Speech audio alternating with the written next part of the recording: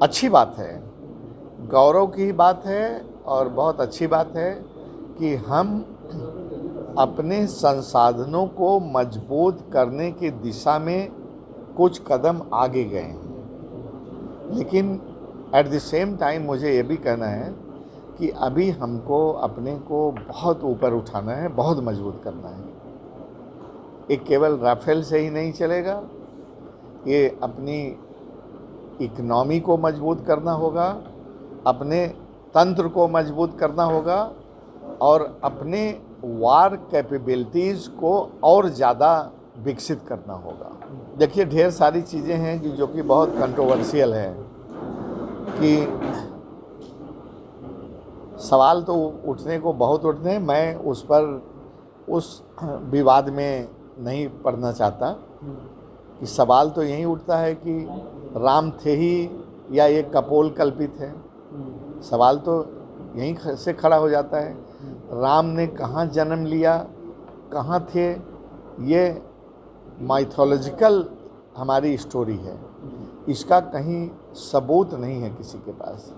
जो आज राम मंदिर जहाँ बनाया जा रहा है, कहने को भले वो कह रहे हैं कि मेरे पास ये सबूत है वो सबूत है, लेकिन हिस्टोरिकली उनके पास इस चीज़ का कोई एविडेंस है नहीं। ये नहीं फैसला दिया कि राम यहीं के हैं, जजमेंट को ठीक से पढ़िए, यहीं पैदा हुए थे, इस पर ठप्पा नहीं लगाया। सर्वोच्च न्यायालय ने उस ज़मीन जिस पर झगड़ा था हिंदू और मुस्लिम के बीच में, फ़र्क करिए, उसमें ये राम मंदिर बनाने के पक्ष में जो राम लला का पक्ष था उसके फेवर में फैसला दिया है। सर्वोच्च न्यायालय ने ये ठप्पा नहीं लगाया है कि राम यहीं पैदा हुए थे।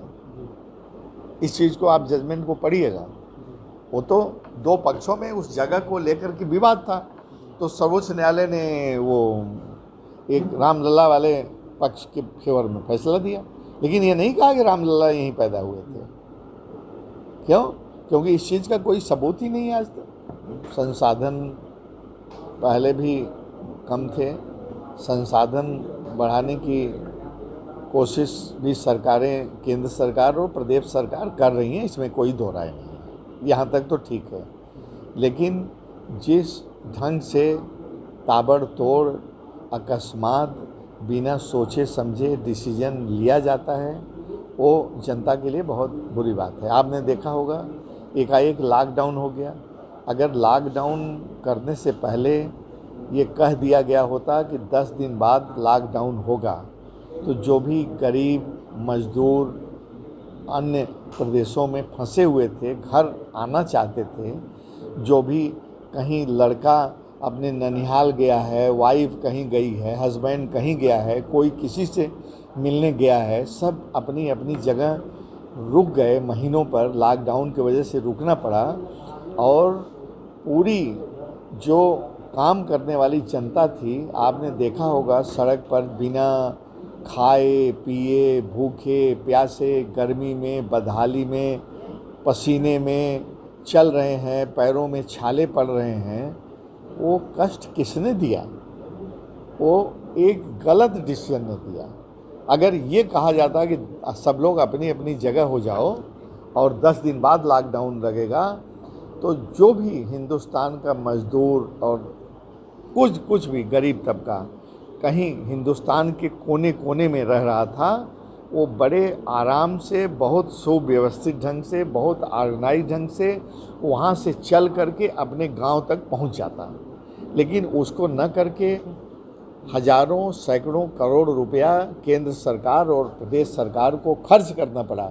वो जनता की गाढ़ी कमाई का पैसा था, और नासमझी की वजह से वो खर्च हुआ और जनता को तकलीफ भी हुई। हाँ, लोग लौट रहे हैं, क्योंकि जो लोग गांव में आए थे, तो गांव में उनके रहने की समुचित व्यवस्था होनी चाहिए। जब रहते रहते 10-20 साल से बाहर रह रहे हैं, तो उनके घर में जब लौट के आए हैं, तो कोई पर्याप्त कहीं रहने की जगह नहीं मिल रही है, और कुछ लोग तो रह रहे हैं, लेकिन वो खाने पीने का भी इंतज़ाम होना चाहिए। तो यहाँ पर आकर के बिना काम के कितने दिन अपने जीवन को गुजार सकते हैं गांव में? इसलिए लोगों का फिर लौट के जाना अपनी पुरानी जगह वो बहुत ज़रूरी है और जाना भी चाहिए। जैसे जहाँ से छोड़ के आए हैं, किसी फैक्ट्री बंद हो गई है, इंडस्ट्री बंद हो गई है या कोई और चीज़ें बंद हो गई हैं, वहाँ पर जा कर के फिर अपने काम में उनको लगना भी चाहिए। मैं एक लाइन में कहना चाहता हूँ कि प्रदेश में कानून व्यवस्था की तो कोई स्थिति है ही नहीं, कानून व्यवस्था है ही नहीं है।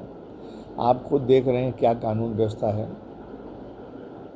पुलिस का तांडव है और पुलिस का तांडव होने के बाद भी प्रदेश की कानून व्यवस्था कतई नहीं सुधर रही है। रोज़ एक एक से जघन्य कांड हो जा रहे हैं, पुलिस वाले मारे जा रहे हैं, जनता मारी जा रही है, अपहरण हो रहा है, लूट हो रही है, रेप हो रहा है। अभी आपका पत्रकार मारा गया, दूसरे दिन डकैती हुई, वो लड़की घर वाले पुलिस को फ़ोन करते रहे, फ़ोन नहीं लगा। तो अब यही हालात हैं लॉ एंड ऑर्डर की। और इससे भी मुझे तो लगता है कि अगर इन पर चाबुक नहीं कसा गया तो इससे भी बुरी हालत होने जा रही है, जहां न देश की जनता सुरक्षित रहेगी और मैं बता दूं न तो पुलिस भी सुरक्षित रहेगी। यही दो चीज़ों का दावा करके माननीय योगी जी मुख्यमंत्री हो गए थे, बीजेपी सरकार में आएगी। अब मैं इसके बारे में क्या बताऊं, अपराध मुक्त कर देगी। अब आप खुद ही समझ लीजिए, जनता भी खुद समझ रही है कि अपराध का ग्राफ इस सरकार ने कहां तक उठा दिया है। और इसके बावजूद उठा दिया है कि अगर थाने में जाइए एफआईआर करने तो ये मारपीट क्या, जो रेप और मर्डर हो गया है उसकी भी नहीं लिया एफआईआर लिखी जाती, तब अपराध का ग्राफ इतना ऊंचा उठ गया है। और क्योंकि जो अपना विकास है वो शहर की तो बात छोड़ दीजिए, गांव की तो बात छोड़ दीजिए, शहर में भी नहीं पहुंच पाया है। अब हमारे आर्थिक संसाधनों की कमी तो ज़रूर है, लेकिन ज़रूरत है इस बात को कि जितने भी आर्थिक संसाधन हैं उसको एक सुनियोजित ढंग से लगाने की। अब एक सरकार कोई स्कीम लाएगी जिसमें सैकड़ों करोड़ रुपए फंसे हुए हैं, दूसरी सरकार आ जाएगी तो उसको ठप कर देगी, अपना चालू करेगी। तो इस तरह से तो आर्थिक विकास नहीं हो सकता। नहीं, इस बात को तो मैं मानता हूँ कि मैं वहाँ से विपक्ष का एमपी होने की वजह से, सत्ता पक्ष का एमपी न जीत पाने की वजह से ये सौतेला व्यवहार हो रहा है। आप देख लीजिए कि जो भी पुराने सरकार द्वारा, कोई भी सरकार रही हो पहले की, भाजपा के अलावा, जो भी स्कीमें शुरू की गई हैं सब अभी ठप पड़ी हैं। मेडिकल कॉलेज इतनी अच्छी स्कीम पिछली सरकार ने किया था और ऑलमोस्ट बन के तैयार हो गया था, इतने कई सौ करोड़ रुपए उसमें लग गए हैं। तो सरकार का ये फ़र्ज़ नहीं है कि थोड़ा सा पैसा और लगा के उसको बनवा दे और जिससे कि आम जनता को, जौनपुर के और आसपास की जनता को राहत मिले। पेश है न्यूज बकेट हिंदी मासिक पत्रिका। पढ़ें इस महीने की पूरी खबर विस्तार से हमारे न्यूज बकेट की मैगजीन में। हमारी ई मैगजीन को मुफ्त में पढ़ने के लिए अभी लॉगिन करें www.newsbucket.in पर। इसके अलावा रोज की ताज़ा खबरों के लिए हमारे YouTube चैनल को तुरंत सब्सक्राइब करें।